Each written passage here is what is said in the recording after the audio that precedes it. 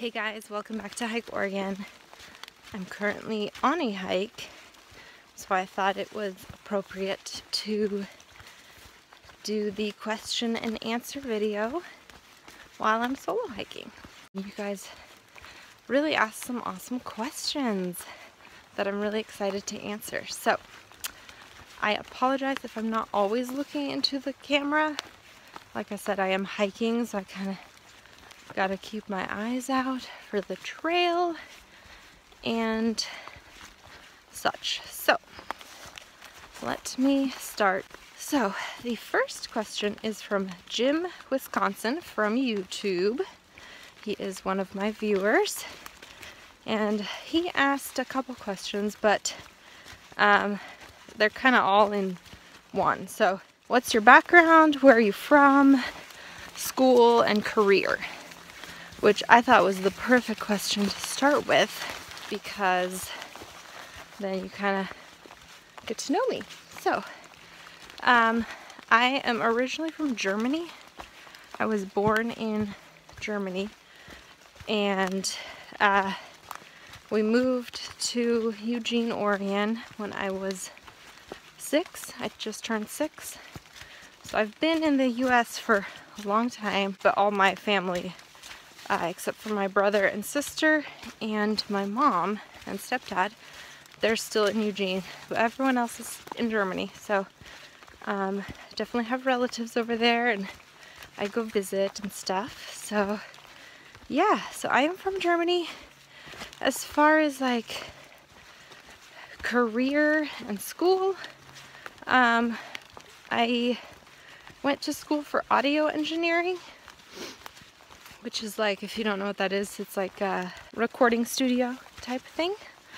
So I went to school for that, and after high school, obviously, after graduating from audio engineering program, I spent a year trying to set up my own recording studio here in Eugene.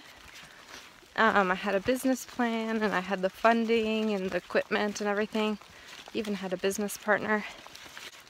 It was really hard to find a place that would let us rent. So after a year of trying to get my studio set up, it wasn't working, couldn't find a place to rent. So I had only given myself a year. I figured to my husband that was fair. After that, I needed to be realistic about finances. So I went into the hotel industry and started at front desk, and quickly moved up to sales coordinator. So I was in the sales office, and then I switched hotels and was sales coordinator for 5 hotels instead of just 1. And then I got promoted by our company, and I'm now doing digital marketing at the hotel management company. So that's what I do. I definitely don't hike for a living, which is unfortunate. I like to hike for a living. But yeah, for now, 8 to 5 in an office pretty much, and then I hike on the weekends. Okay. Second question is from Kelly Burdett, also from YouTube. And it is, what kind of backpacking trips are you going to do this summer? Well, good question. I don't have a lot planned for this summer, just because we are planning on moving to the Central Oregon area from Eugene. So that is a lot of work, and we have to look for houses and stuff like that and get our house sold. So that doesn't leave a lot of time for lengthy backpacking trips. So my plan is I would like to do the 50-mile loop around the Three Sisters, just because I can do that in a weekend. And yeah, honestly, I think that's probably it as far as backpacking. Okay, question number 3. This is one of my favorite questions, and I'm glad someone asked this, because I'm not always very specific about this detail. So, Pat Outdoors from YouTube asked, have you always hiked, or is it something you developed an interest in later? Thank you for asking this, Pat. Okay, so yes, I have pretty much always hiked.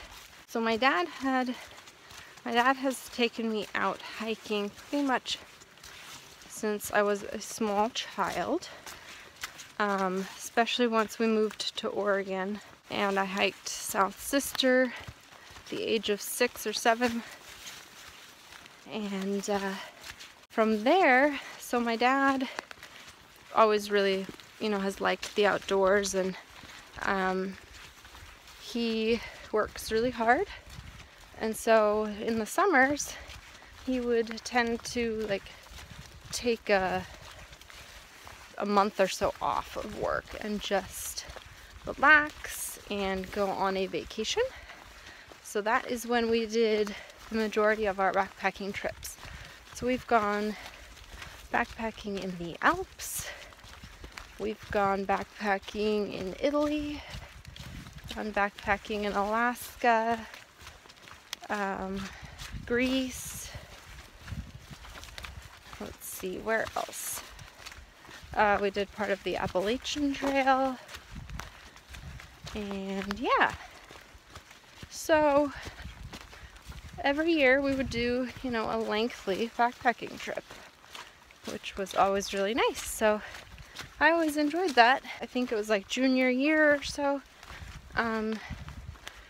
The trips kind of stopped. I, wanted to do my own thing, and yeah, so then I went to college. I got into some substance abuse for a couple of years and really didn't care about anything at that point. I didn't care about life, I didn't care about school, I didn't care about anything. So that was a really dark time in my life, and then I got clean and got really depressed because I didn't have a purpose or something to do. So during that time I was trying to put together my studio, as I said before, while I was getting clean, and but yeah, the underlying depression just wouldn't go away for a good couple of years. And then one day in July, I took my siblings to Blue Pool, which is like a short 4.5 mile hike, and it was amazing. And we jumped in the freezing cold water and just got complete adrenaline rush from the whole experience. And from then on, I was like, I have to go hiking. I wanted to recreate that amazing feeling. So, yeah, after that hike, I just wanted to keep hiking. I was totally hooked. So I started going, well, that summer I went as often as I could. I was still really new to hiking at this point, since I hadn't really gone in, a good 5 or 6 years. So, besides going up the butte here or whatever, I don't consider that hiking. I consider that a nature walk or a park or something. So, I was new to hiking, so I had to get gear and shoes, and eventually I was all equipped. And then yeah, I started that, I think that fall I started going every weekend, and I had an awesome hiking partner who was totally gung-ho with going every weekend, and yeah, it was pretty sweet. Anyway, that's kind of my hiking story background. And now I've been, you know, hardcore hiking for 3.5 years. And I love it. And it's definitely gotten rid of my depression. And the more I do it, you know, the better I feel. And the more empowered I feel. Especially, you know, taking it to new heights as far as like solo hiking and solo camping. So yeah, it's just been an awesome thing, and I recommend it to anybody. Hiking will heal you.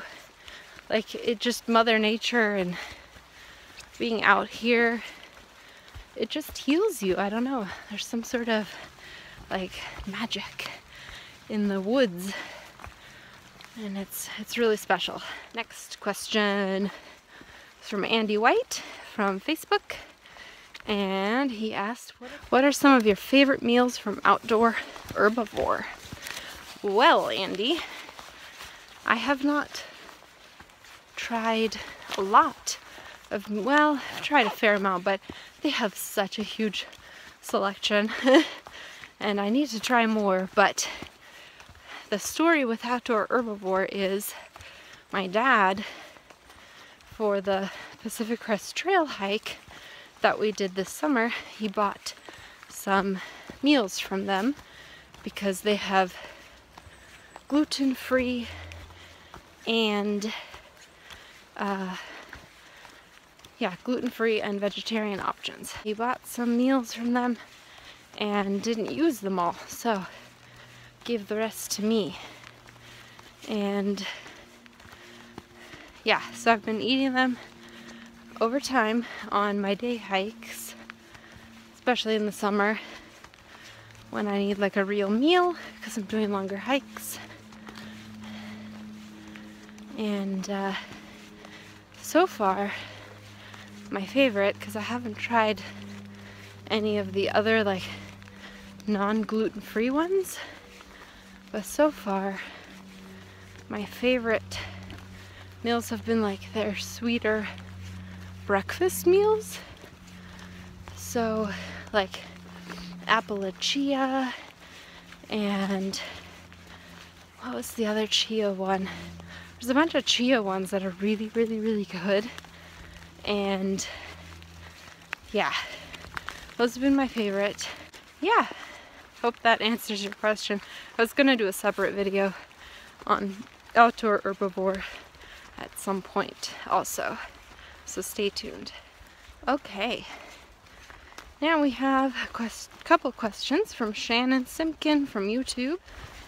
First question is, what are your biggest fears when solo hiking? So, biggest fears.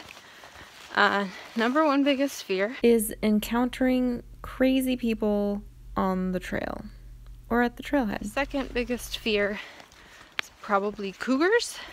I hike in areas where there are a lot of cougars, and yeah.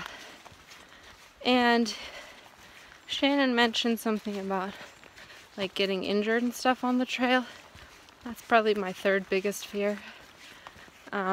It's not huge. I don't really hike trails that could get me injured. I wouldn't hike a trail where like I could fall off a cliff by myself, or you know, fall down something steep and really hurt myself. I don't hike trails like that by myself. So not really worried about that. As far as like maybe spraining an ankle, I know I could probably hobble out and be okay. So, and I always tell someone where I'm going and what time I'm supposed to be back and stuff. So if I were to get injured, you know, I could probably just sit down on the trail and then have my husband come find me a couple hours later. So that's not a huge worry for me. Shannon had two other questions. Hold on. What are your plans for growing your channel? Yeah, well, plans for growing my channel. I don't really know. I would like to make my quality better, and kind of make the hiking videos a little more artistic. But I also realize I'm not a videographer and I'm out here to hike. So I have to keep that in mind, that I'm here to hike. I'm not really here to, you know, make a production. As much as I would like to, it's just not really feasible when you're doing a 10-mile hike in the winter to also like stop every 2 minutes and capture every little moss and mushroom and something like that. I think that's more of something I could do on like a really short hike. But I would like to make my videos just a little more artistic. Oh, she had one more question. How knowledgeable are you with wild edibles? Not very knowledgeable. I know a lot of the berries and stuff, but as far as like roots and leaves, stuff like that, don't really know much. With my newsletter every month, I do have a flora and fauna section in there, so every month I do a lot of research as far as plants goes, but they're not always edible plants.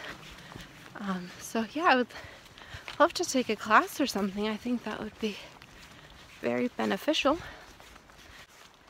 Next question is from Laura Dockery Lyon from Facebook. And the question is, how did you work up to longer hiking distances? Good question. I've always been pretty fit, but cardiovascularly, I definitely had to do some work. So, I started off doing hikes in the, 5 to 7 mile range, and was always pretty exhausted after 7, 8 miles. But then you just do longer and longer hikes, and the more hiking you do, the better you'll get at it, and the more endurance you'll have. Yeah, I think, and maybe working out, doing cardio when you're not hiking, I think really helps. I work out 5 days a week at home, and then I hike once a week in the summer, sometimes twice. But yeah, and then as far as backpacking goes, I think training with the weight is really important. Before I did the 17 days on the PCT, I definitely trained with 40 pounds on my back. I walked around a track for a few miles each day, and just because your feet have to get used to that weight. But you can do it. It's not, hiking isn't hard. Unless you're like mountaineering and climbing crazy mountains. That's something else. But as far as just hiking, just be active during the week, and then slowly increase your miles when you hike, and you'll get there for sure. I started hiking, or restarted hiking, in the summer, during the summer, and by winter I was doing 12, 13 mile hikes. So it doesn't take long, I think, if you're pretty fit already. Just do it on a regular basis, and I think you'll be fine. Oh, and Laura had another question. How did you prepare for your solo overnight hike? Not at all. That's why the video is so funny, because I just basically had all of this new gear, and that was my like trial. I was gonna go try it all out on this overnight. And I wanted to do it solo because I knew that was the only way I was gonna learn my gear. Now I had set up my tent prior because I didn't want to be fumbling around with that, so I did know how to set up my tent, but other than that, didn't prepare at all. That's why you see in the video that I can't make a fire or do anything like that. But I'm definitely more knowledgeable, prepared, and equipped now, so I feel like if I did it again, it would be quite successful. Cesar Lopez from YouTube asked, what motivated you to start a YouTube channel? I think I just wanted to share more details about the hike. As far as like on my website, there's just pictures and a description, but in videos I think you can really see more of, you know, the terrain and, you know, little snippets that I may not include in a write-up. You know, you can capture the emotion and the awe of a view and that kind of thing. I think yeah, and I think maybe to connect with people more. I know people on YouTube, just after even posting my first video, have been really awesome and amazing in the comments, and you guys are like my hiking family, and I love it. It's really given me a whole nother platform to communicate with my viewers on, and I love it. It's been really great. Yeah, and I think just being able to show off the beauty of Oregon, you know, I know there's a lot of hiking and outdoor videos out there and stuff, but can't hurt to have one more, you know. And I do a lot of like really random hikes too, so whereas I think a lot of the videos that are out there are like the super famous and well-known hikes, and I do a lot of the like lesser known and really that also can be really cool. So yeah, that's kind of what inspired me, and I keep getting more and more inspired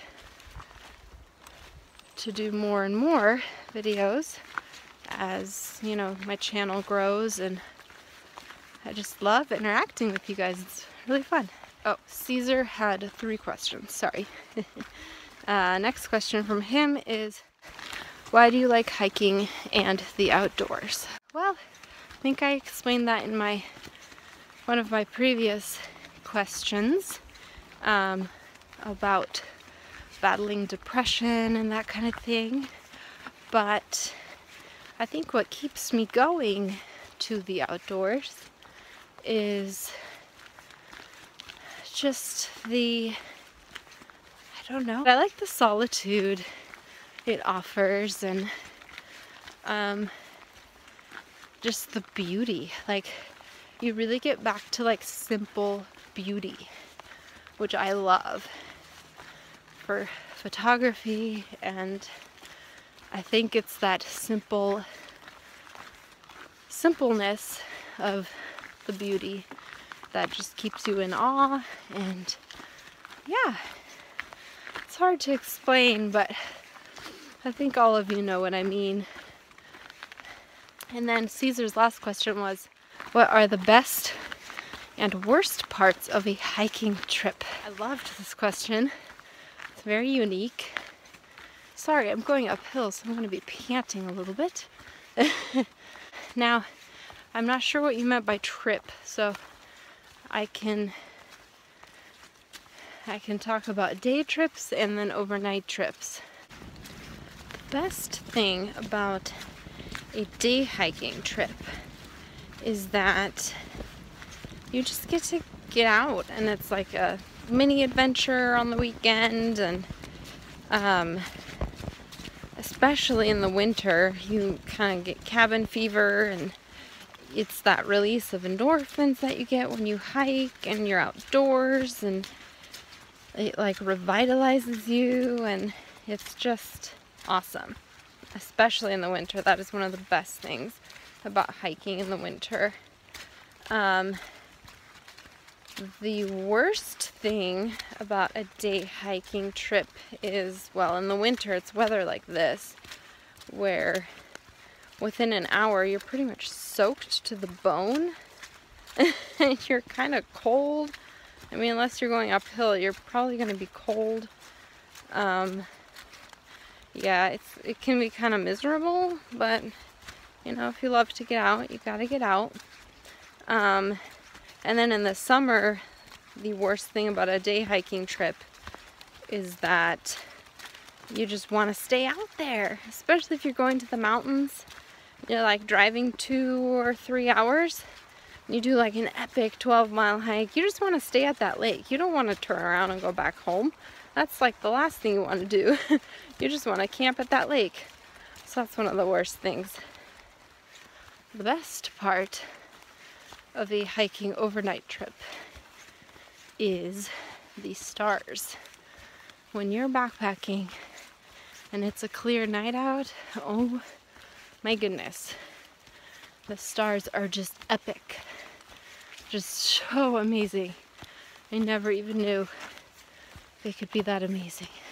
And then my very last question for this video is from Joe Hamilton from our email list, and he wrote, are there ever any group hikes, and if so, how often? Are they multiple day or just day hikes? Now, Hike Oregon does not actually do group hikes, so yeah. I mean, I haven't led any group hikes or anything like that. I don't think I plan to, just because it's just me. I prefer going out and exploring the new hikes and areas for putting on the website rather than leading a group of people to hike somewhere. But there are a lot of hiking groups in Oregon. I'm not sure where you're at, but the Willamette Valley Outdoor Group leads hikes multiple times a month, and they also do overnights as well as day hikes. And yeah, and then there's a bunch of other like meetup groups and stuff like that as well. And yeah, I just recommend looking at those and checking them out. Thank you all so much for watching this question and answer video. If you have any more questions or anything, just put it down below in the comments. I'd be happy to answer them. I reply to every single comment, so just wanted to let you guys know. Anyway, I will catch you on the next adventure. Okay, bye.